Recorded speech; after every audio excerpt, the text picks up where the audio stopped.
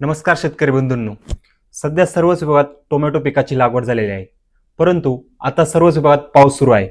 त्यामुळे जमिनीत आवश्यक प्रमाणात ओलावा देखील तयार झालेला आहे.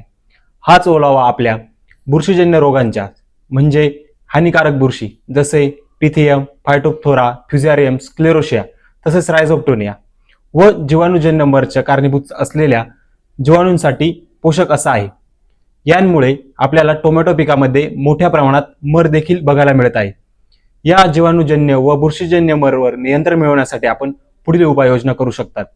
ज्या ठिकाणी आपण लागवड केलेली नाही व बेड पाडलेले आहेत अशा ठिकाणी आपण लागवडी अगोदर नॅनोशिल्ड प्रति एकर 2 लिटर या प्रमाणात वापरून आपण आपल्या जमिनीचे निर्जंतुकी करून घ्यावे.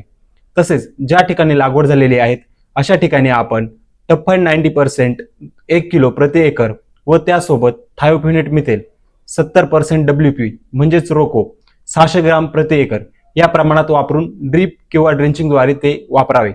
त्यानंतर आपण रासायनिक नियंत्रण करून देखील आपल्याला मर रोगावर नियंत्रण मिळत नसते अशा ठिकाणी आपण डॉक्टर बॅक्टोस डर्मस 4K 500 ग्राम प्रति एकर व त्यासोबत डॉक्टर बॅक्टोस फ्लोरो 500 ग्राम प्रति एकर या प्रमाणात वापरून आपण ड्रीप किंवा ड्रेंचिंगद्वारे त्याची ऍप्लिकेशन करणे गरजेचे आहे. वरील ऍप्लिकेशन आपण करून घेतल्यास आपल्याला नक्कीच बुरशीजन्य व जीवाणूजन्य रोगांपासून नियंत्रण मिळण्यास मदत होईल. धन्यवाद.